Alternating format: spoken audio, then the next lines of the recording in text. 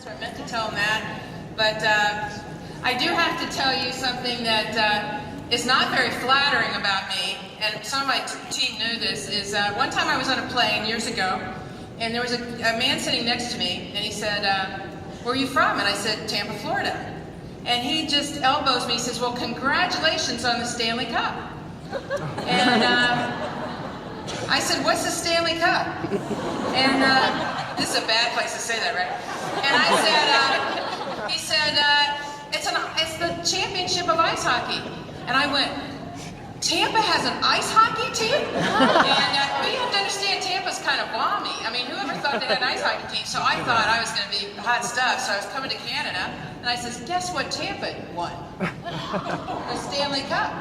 And they said to me, yeah, because we're on strike and you got all of our players. So it was always one up on me. But anyway, I'm happy to be here. And I do want to say that, you know, when Lucy called me and said, Paula, I'd like you to speak on something that starts with a P. And I said, you want me to talk about myself? And she says, no, I want you to talk about something that starts with a P, like prospecting or presentation. And I picked perseverance. And after I picked that, I thought to myself later that, you know, it kind of goes hand in hand with Paula, because my journey in this industry has been all about perseverance.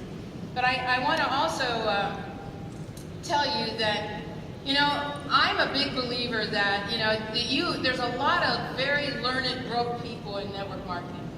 I don't know if you can translate learned, but what I mean by that is there's a lot of people in network marketing that have all the knowledge they need to be successful, and they aren't. Because at the real end of the day, the real key to success is within you. And I want to talk about that, because I learned that journey the hard way. So let me just share a little bit of background, because many of you, I know my team might know me, but many of you do not. My background is college teaching. I bought into the idea the more you learn, the more you earn. Has anybody else ever bought into that? So I worked my way up the ladder, got one degree after another degree. I was finishing my third degree, and I realized that the income really didn't follow. And I was at a position in a university where I was on tenure, which meant that they couldn't fire you unless they could prove you were crazy, and so I had that covered. And basically I had a secure position. But at the end of the day, I wanted to buy a house, and I couldn't afford it on a teaching salary, even at university level. And so a colleague of mine had said, Paula, how would you like to earn some money during the summer? And I said, absolutely. And the next thing I know, I was invited to this house, and they put up a whiteboard. Has anybody ever seen that? And they drew some circles. Have you ever seen that? And then they drew a T also that had the 40-year plan and the 2 to 5 year plan. Have you ever seen that? And boy, this is, you haven't been around as long as me, I guess. So anyway, I ended up getting involved in a business called Amway, and hardest thing I've ever done in my life. And the first 15 months I was going nowhere. And I was at a point where I was so frustrated, and I had sponsored people who did nothing.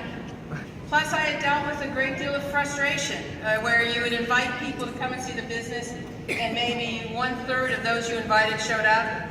And I took it personally. I thought, well, you know, I had good credibility. Why didn't they all come? They said they were going to come. Because I would have the courtesy, wouldn't you, if you couldn't make it, to say, you know, hey, I'm sorry I can't make it. Can I reschedule? But, you know, I learned a lot about people. There's people out there that'll say, yes, I'll be there, and they don't show up. There are people who will get in a business and say, I'm going to go to the top and do nothing. There are people who will get in the business by product and go home and fall off the face of the earth. Has that ever happened to any of you? Right? It's like they disappeared. And so about 15 months in it, I had a very interesting thing happen to me, and I want to share that with you. So there it is. I call this the U factor, because that's what I'm going to work on for the next few minutes. But what happened to me is about 15 months in it, a couple of things happened. One of them was I was trying to reach a goal. And my upline had pulled my team together and said, we need to get Paula to this position. Everybody goes, yes, let's do it. And everybody committed to what they were going to do. And by the end of the month, no one had done anything. And some of you know what I mean. And so what had happened is I was really depressed. And so I'll never forget it. It is ingrained in my mind. I was sitting in front of Dunkin' Donuts because even even today, there's nothing that helps depression better than chocolate. And I was eating a chocolate donut, and I was sitting in my car, and I had made the decision I was going to quit. Because I just couldn't take anymore. I mean, I just couldn't take rejection anymore. I couldn't take a group that did nothing anymore. And I look back now on that decision, and I think, my gosh, had I said, if I had quit, how many lives would I have impacted? Because over my career, I mean, I can't tell you how many people have become millionaires because of this industry, because I happened to tell them about it, or people have become financially independent, or paid off debt, or got out of jobs that they hated. And so consequently, I sat in that car and I said, I'm going to quit, and I was feeling very sad and very, I was having my own pity party with my chocolate donuts. And I remember looking in the rearview mirror and deciding at that moment, I could not quit. Because I'd always have to look in a mirror back at me and say, you are a quitter. And so at that point, I made a decision.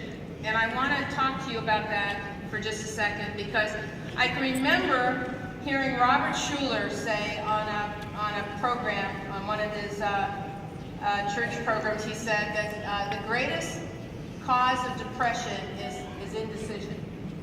And I'll never forget that, because I even today, if I have a point where I'm not prone to depression, I'm very up. But if I feel a little bit off, I always think to myself, what decision have I not made that I need to make? And I can always trace it to some decision I need to make to get it off the plate. And so at that point, I made a decision. But I knew that I wasn't going to be successful unless I changed. In other words, I had to be different, because I couldn't continue on this path I've been on. I had to be different, which meant that I had to make a decision. I'm going to be at the top of this mountain, or I'm going to be down on the side. But I'm not going to quit. I have to make that kind of a commitment. I have to decide, no matter how many no's, no matter how much rejection, I had to keep on going no matter what. I had to cross the line, step off the curb. I had to get both feet on the ice. I had to move ahead forward and leave myself no outs. And you know, when I did that, everything changed. And just to give you an example, I adopted a statement, and I would say this to a person I was showing the business to. I would say, I'm going to the top. I'd like you to go with me. I think we'd be great together, but either way, I'm still going. I said that over and over again. And you know what? Everyone wanted to join me. Everyone. And I thought to myself, what was the difference? Well, the difference, I thought I was committed before. I mean, I went to all the trainings, all the meetings, even tried to reinvent the wheel. I was at everything. I taped everything. You know, but at the end of the day, I mean, I've come to the conclusion that people want to follow people who know where they're going. No one wants to be a part of your test.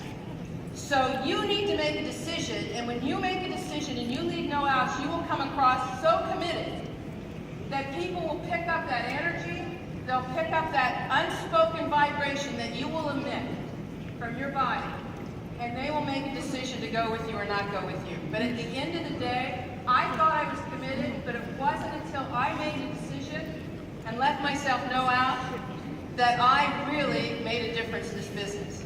And you know, that day I was depressed, and I was sitting there eating those donuts. I can remember I contacted my upline, who I had, you know, I learned early on, you know, you follow the person who is where you want to be.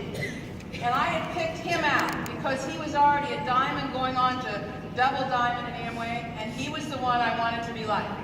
And I called him up, and he said to me, Paula, if your group doesn't excite you, you've got the wrong group. Now that was not what I wanted to hear. Because first of all, I spent 15 months getting this group, And I mean, I didn't know that they weren't the right group until I was trying to go for a goal. So I didn't have another 15 months to waste trying to find another dead group like this. On the other hand, when he said, your group doesn't excite you, I thought, what does he mean excite me? I mean, they don't excite me. I mean, none of them excite me. In fact, I excite them. So I always felt like I was blowing up balloons, and the minute I left, it was like they hadn't been taught. And they were all back.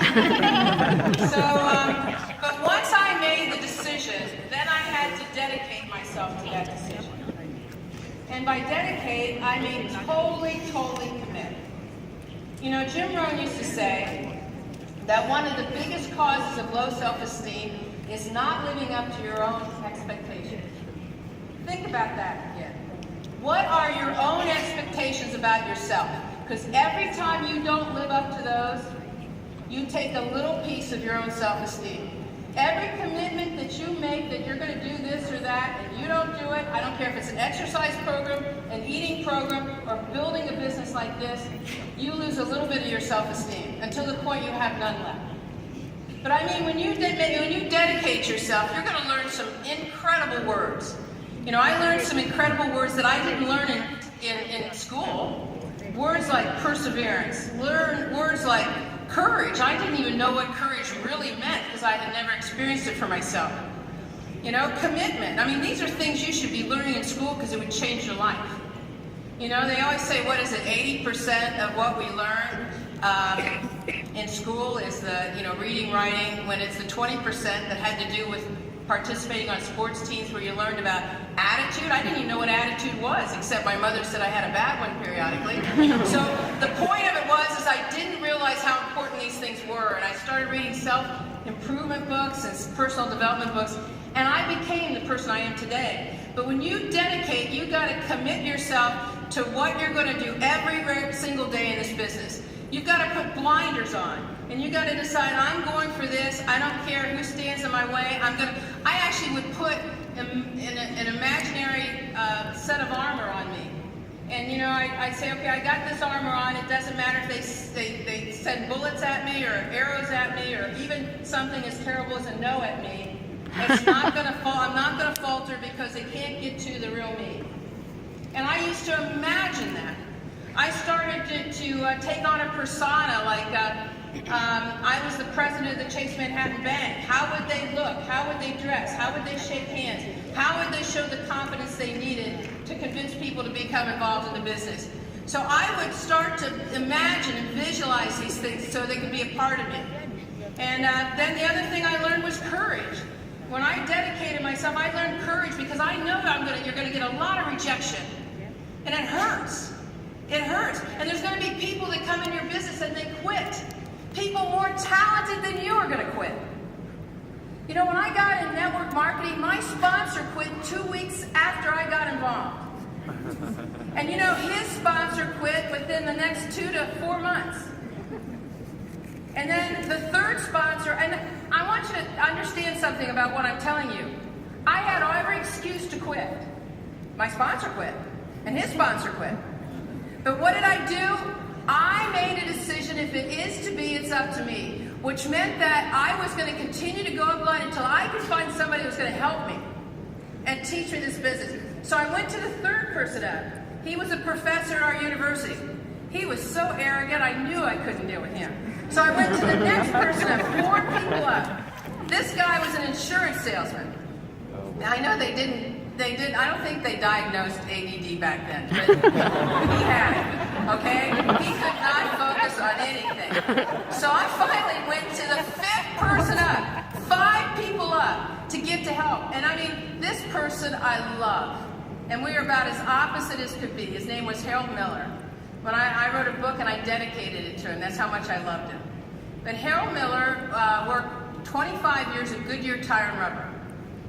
And he'd come home about 4 o'clock, he'd take a shower, put on a suit, have dinner with his family, he had 6 kids, and then he'd get in the car and come and help do meetings for me. I loved Harold Miller. And you know what I loved most about him is he had no ego. Because what he did is he helped me get to the position he was at, and then he passed me on to the person who was diamond to take me the rest of the way. And it was unselfish in what he did, but it made all the difference in the world for me. And then another word I learned was tenacity. To have that tenacity is to stick on it. Like, have you ever seen a dog grab a bone and never let it go? And that tenacity had that, you know, what you have to understand about this kind of business is it runs about 90 days in the rears. In other words, you work really hard here for the next 90 days, but you're not seeing the money coming because it's not linear income like your job. Okay? So you're working really hard, you don't see the income coming, and just as you slow down, 90 days later, you get a big check. And then all of a sudden you go, oh my gosh, it's working. But by the time you start to engage, then your check goes down because you weren't working because you had lost sight of what you were doing. You have to have blinders. You have to stay on it consistently, whether the check's there or not, and I promise you, it will be there. It will be there. And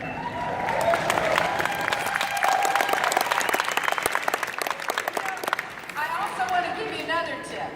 Sometimes the people who take you to one position won't be there to take you to the next. And I mean, it's a hard reality because, you know, I've had my best friend in the business. You know, my best friend said in high school, we're gonna do this, we're gonna own our own businesses, Paula, we're gonna make a lot of money.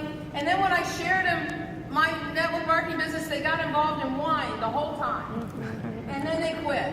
And it was devastating because, you know, it's hard sometimes to separate that emotion. You know, and sometimes, the heart connection, how the heart's connected to all of that. But you gotta set your sights and put on your blinders to where you're going. And understand that people that take you to Sapphire might not be the ones that take you to Ruby. And they might not be the ones that take you to Emerald. And the ones that take you to Emerald might not be the ones that take you to Diamond. But you've got to stay on what your goal is. And you've got to stay focused. You can't worry about other people getting sidetracked or losing sight of their goal. And then you have to learn another D. Sorry, these aren't P's, but they really have to do with perseverance. And that is, you have to be willing to duplicate everything. Everything. You got to take your ego out of it. You know, I see some people that do an opportunity presentation, and they're so good and they're so entertaining, but they're not duplicatable. And then you wonder, I can remember one time, I was going to, I reached Diamond and when I was going to this yacht trip, and I did a meeting the night before I was leaving, and people said, oh, Paula, we have some doctors we want to show the business, we'll wait till you get back. And I can remember on the drive home thinking to myself, I have made myself unduplicatable, because nobody's going to show it unless I'm there to show it.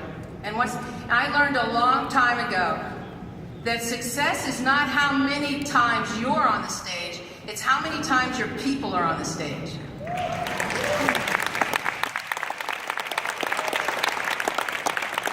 So when you duplicate, I try to do the opportunity the same way every time. In fact, I can do it the same way every time where I can actually think of my grocery list while I'm doing it because it doesn't take any mental ability because I know it so well. I do the trainings the same way. Every training works the way up so that people can do it. They'll learn it, even if it's by osmosis. I learned a long time ago you got to listen to something 6 times before you own it. So when somebody comes to a training and they don't come again, I say, why weren't you there? They say, well, I've already been there. I says, can you teach it? Well, no. Well, you need to be there 6 times because you need to be learning this as if you're going to teach it, and you got to learn it and follow it. They set the example for your people so that your people know to attend. You know, nothing drives me crazy than to see my people standing out in the hallway or not being in here listening and not taking notes. If you want your people listening here, if you want them taking notes, you need to be doing it. Because your people will duplicate what you do. Everything you do, they'll do. So what do you want them to duplicate? How to hang outside of meetings and like the Goon Squad and say, is anybody in the opportunity meeting? Oh, I just set my people in there. I'll wait till it's over. I've already heard it. No, you need to be in there listening and being as excited. And I used to tell my team, I say, I'm only as good as my audience. So I expect my leaders to be in the opportunity meeting, listening and shaking and being excited like it was the first time. And if they've heard the joke a million times, they laugh like it's the first. Because we duplicate. Because we know it's not about us, it's about our team. It's about our people. So, the goal here is to get them in, keep them in, and then move them along. And last of all, the final D I have has to do with discipline.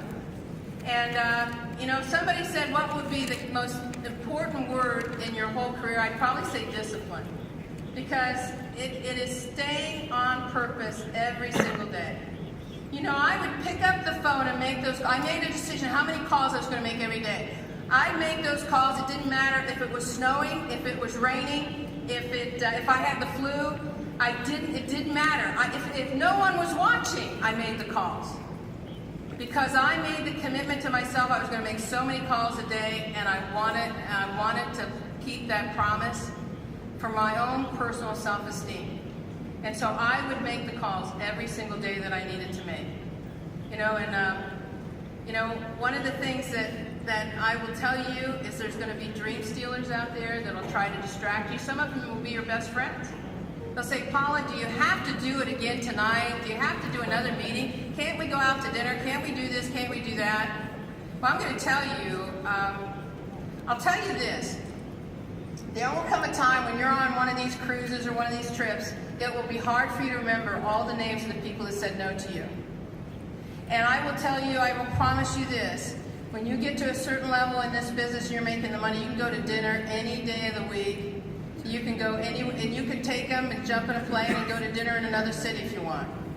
You can have all the freedom if you want, if you make that consistent, concentrated effort now to sacrifice some of these things for the short term in order to have a life that's going to reward you amazingly, as well as your children for the long term. So I did all this day in and day out. And I do want to say this, that I studied a lot of the most successful people in network marketing during my career.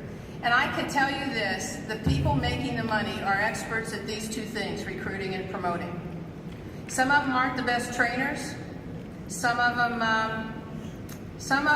really don't even do presentations, aren't even the best presenters in an opportunity meeting. But I will tell you this, they're really good at recruiting, particularly the invitation, which creates that curiosity.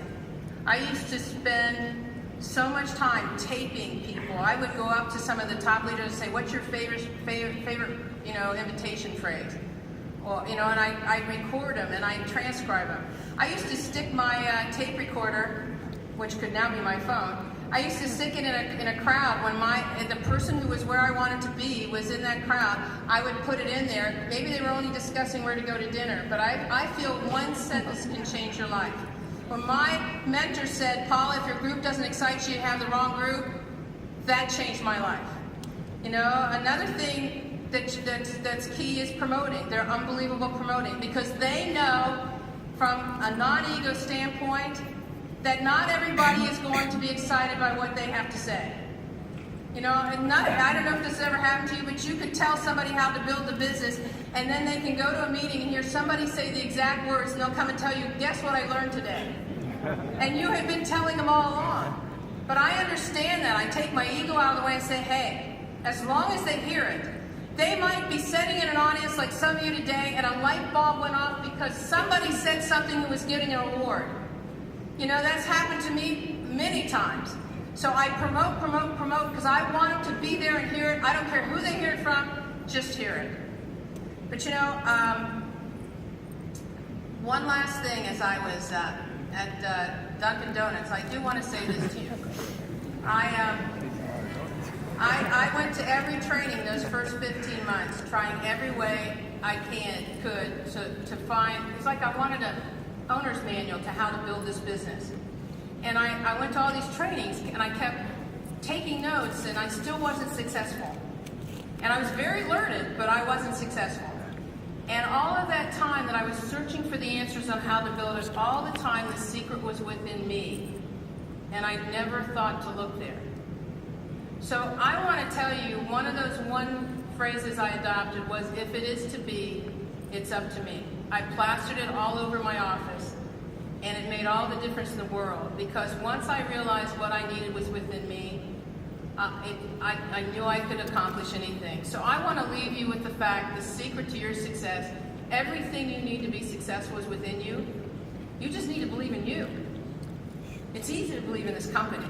But you need to believe in you. You need to plant your flag here, give yourself no outs, and then work every day like a dog, like your life depends on it. And adopt that slogan, if it is to be, it's up to me. Thank you so much.